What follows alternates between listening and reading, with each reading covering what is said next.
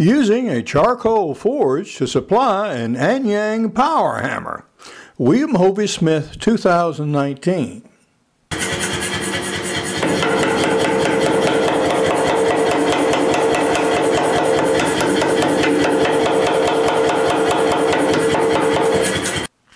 I am the owner of a knife company, Hovey's Knives of China, and I am also an author. And among my books is a business book, Create Your Own Job Security, where I suggest that you start your own business anytime, anywhere, at any age when you need some money, and tell you exactly how to do that. Now, my newest work in progress is a novel, Father of the Grooms, and it takes place in Sicily. And it concerns the marriage of two gals to two guys. And one of the characters in the novel is Luigi. And Luigi is an enforcer for the mafia. And he is getting a little old now. But during his professional career as an enforcer, he became very enamored with historic knives. And hence, I'm going to make some knives for him. And he is involved in this coming wedding because one of the brides is a granddaughter of his, and the other is a niece, both of which he has raised since childhood. This is Hovey Smith, the Backyard Sportsman. And we're about to do some forging with my homemade forge here using charcoal. And there's several unusual things about what I'm going to be doing.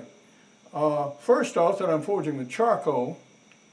Secondly, this is a homemade forge. And thirdly, it's portable. I can roll it around.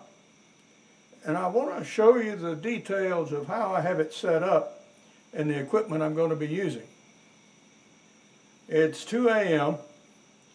and I'm doing this at such an hour so I can better see the heat of the metal.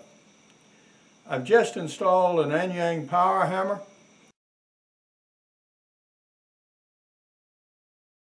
And this is going to be the first thing I'm going to produce with it. So we're going to heat some steel and we're going to take it inside and we're going to run it on the hammer. It's some distance, about 40-odd feet, from where my forge is here to the hammer itself. So we're going to have to move pretty fast once we get started. But at least for now, to show you what you need. And what we have there is 3 aluminum pans of homemade charcoal. This is cut from my own woods that storms have felled, and so I salvage the wood and I make charcoal out of it.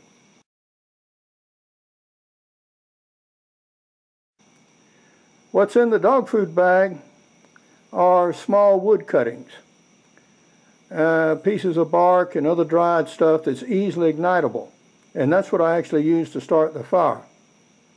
And in that sack there with the straps is sand, and I actually use that to line the bottom of the forge because I have a wire grate in there, and that helps protect it and just, well, makes it last a little longer. Now for the forge itself, the top of it is an automobile rim. Then we have a piece of pipe, a conduit pipe, and what you cannot see on the other side is a door I can open and shut, and that allows me to control the airflow. You'll also notice that it's on a dolly. And we have our shop vacuum there, a small one, hooked up to it with the flow reversed. So that is going to supply the forced airflow through the forge. And now you can see better the inside of the forge. And this is the sand that I actually mine and process and so on and so on and so on. And there's videos about that.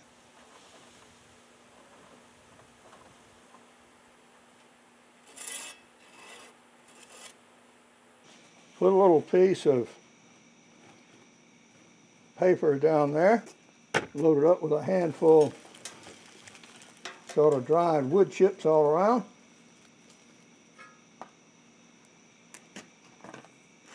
and then charcoal.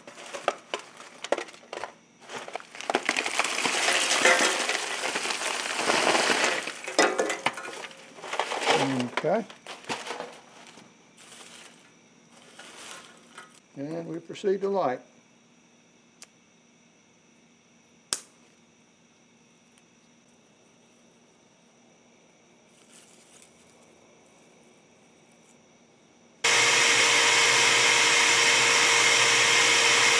I just closed the back door if you're wondering what the difference was. I'm going to be making two tools, one of which is a punch, which is from that rather long rod, and you can see the other rod I've already drilled a hole and it's penetrating. So what I'm going to do is actually flatten this end here, lap it over and forge weld it to the main shaft here. Then on this shaft, bend the handle. This way I can use it in the hardy hole of an anvil. On my railroad spike there, I'm going to use that to make a cutoff blade for use under the power hammer, and that'll actually be the first piece I'll do. In the meantime, back in the forge, things are developing, but not quite well enough yet. Put steel on that. It's getting there though. We're now getting more of the charcoal ignited. Now the steel is buried down there in the charcoal itself. And I just checked it and it's got the cherry red now. But that's still far too cool for forging yet. So I need to get it up to white. Because it's a long trek between where I have it and the power hammer. Although with no more smoke or anything than that's generating, I think I can move my whole forge closer into the doorway. And the next time we actually do this, I will.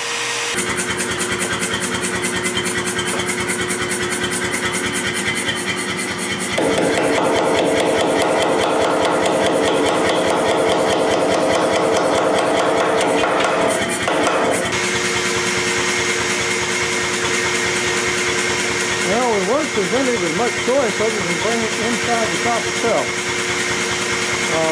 The handling time is just too long between taking it out of the fire and putting it under the hammer. The steel will just shoot off too fast. So we'll see what we can do here.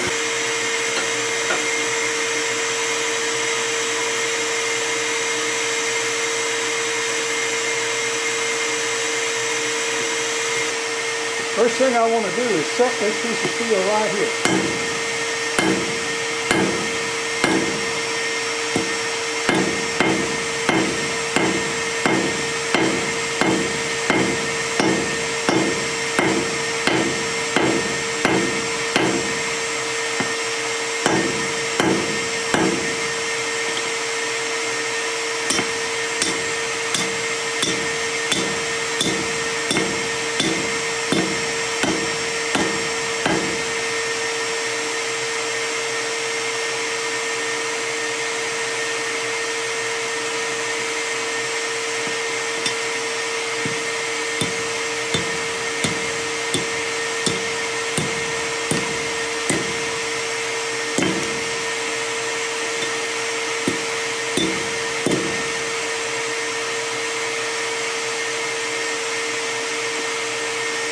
Yep.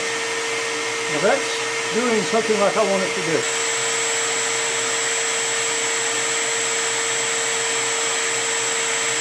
It looks like our tool may be up to the quenching temperature, and I've got some oil over here, so I'm going to go ahead and quench it. So this thing is at best half finished. And guess what we're going to do with this leftover hot charcoal? We're going to fry some eggs for breakfast. Among several things I found out last night about my equipment was that my tongs were insufficient to do the job. This is the only set I've got, and they were chisel pointed.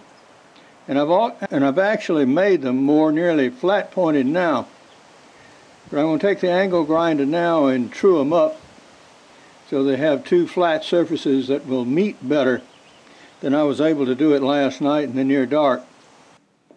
What did our first effort using the charcoal forge and the Anyang Power Hammer tell us? Well, it told me I need to get a stronger source of air so I could actually get this up to forging heat. As you can see, only once did I get it where it would really deform hardly at all under the hammer, because I couldn't get it up to the white hot heat I wanted. I never got it past beyond a red, even after moving the forge into the shop to limit the dwell time. And we found that, yeah, if I'm going to have a forge in this shop, I pretty well got to have a hood and exhaust. Well, I ain't got that yet. So, that sort of puts a kibosh to that. So, we went and started making our tool here. And it is rough, to say the least. And it didn't weld. Why? Because I couldn't get it up to temperature. So, I now have some borax. I'd run out. I buy this regularly, about once every 20 years or so. And I just didn't happen to have any, or couldn't find it if I did. So I couldn't flux it, and I couldn't seat it, and the welds didn't take, and I want them to. Although that will work, but I'd rather have that out of there. So I'm going to do another thing to solve that problem. Also found out about tongs.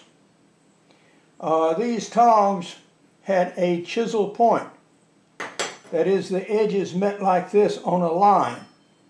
Consequently, they would not grasp and hold even flat stuff firmly. So consequently, I use the angle grinder and the Dremel tool, and now, yeah, now that'll hold.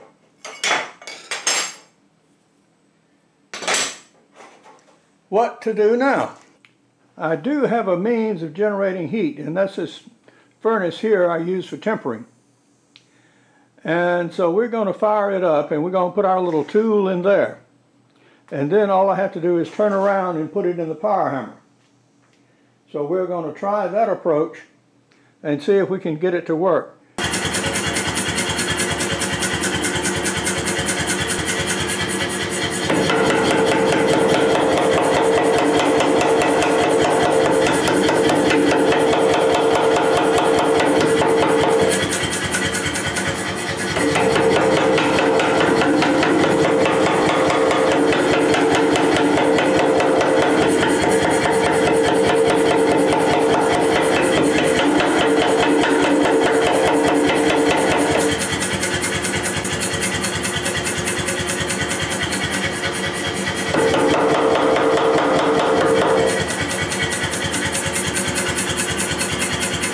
Well, I made a terrible mess on the power hammer, as you will see shortly. And so we're going to try to straighten it out here on the forge. The problem is this is daylight now, and I can't really see the heat very well. But I think we may be just about there. So we're going to give it a try.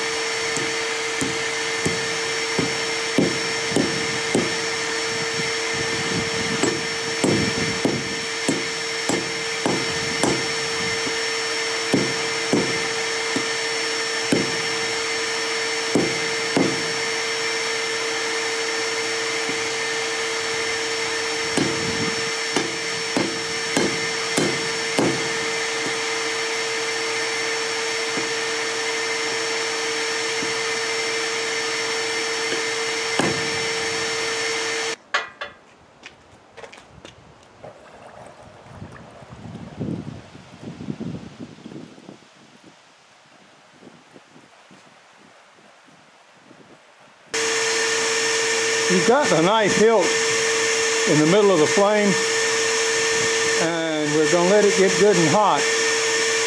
And then we're going to try to open up the ring with our punch there. And then we're going to immerse it in cold ash to let it cool. And so we can drill it and actually put some holes to mount the scales in. We have completed our experimentations, and we have found out a lot. Among them, I'm going to need a hood in my shop. I'm going to need a better source of heat situated close to the power hammer for things to work. This anvil I'm using is from Harbor Freight. It's 75 pounds. It's very ill-designed. There is a reason they have a rounded horn on anvils instead of one that's flat like this. And that is so you can round things and bend them. And this doesn't have that. Our tool that we have made is probably an example of the ugliest blacksmithing tool ever. But it did what it was supposed to do.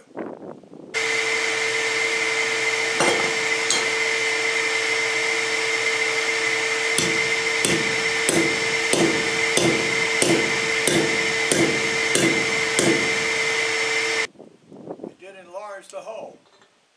Not large enough, but it did enlarge the hole. And this is how our profile knives are coming right at the moment. And so, yeah, that's a partial success. But, except for a relic, no, I'll make another and do a better job of it. And I'll do it all on this forge. We also learned we need a larger shop vac, so we get more air through this and can get higher temperatures, get up to welding temperature, which we never achieved. We found that we had to adapt our tongs here and make them flat-faced instead of chisel point faced. And we also found that we need at least two more. One that will handle a round object, and the other that will handle a square object. And these are available, and they're standard blacksmithing tools, and I'll have to see if I can get some. So we learned a lot. We found the power hammer in fact worked if supplied with the proper metal and supplied the proper way. What that hammer does, it beats things out flat. Bang, bang, bang, bang, bang. And it does that very, very well if you feed it the right temperature steel. But it doesn't do well when you have complex objects and you're trying to form and shape them. Flat does wonderfully. But to form and shape things, no, you need an anvil and you need to be able to shape things on it. So those are a few things that we learned. This is Hovey Smith, reminding you to hunt what you eat and eat what you hunt. Be legal, be ethical, be safe. Goodbye, God bless, and see you in the movies. These are some of the patterns that we produce at Hovey's Knives of China, and they're based on ancient bronze designs from 3,000 years ago. Now, Luigi, whom you've heard of before, as a young man actually worked for American archaeologists in Sicily. And he became very interested in scenes like this. This is a mosaic from a villa in Sicily, and it shows them taking on a wild boar. Well, he had a variety of knives made, some based on ancient Sicilian patterns from the Sicily, and others from world cultures, and actually used them as weapons of intimidation. I'm making a major change in my working methods, from going to basically a stock removal method of producing knives to one of forging. So it's not unexpected that I would find some things out as I did in this video. For more information on my books, blogs, and more than 750 videos, you can go to www.hoviasmith.com. To find out about Hovey's Knives of China, you can go to hoviesknivesofchinablog.co. To keep up with my novel, screenplay, and movie, Follow the Grooms, go to followthegrooms.net, and you can find out how you can actually read it chapter by chapter. Good hunting and good eating from the outdoors. Goodbye, and God bless. See you in the movies.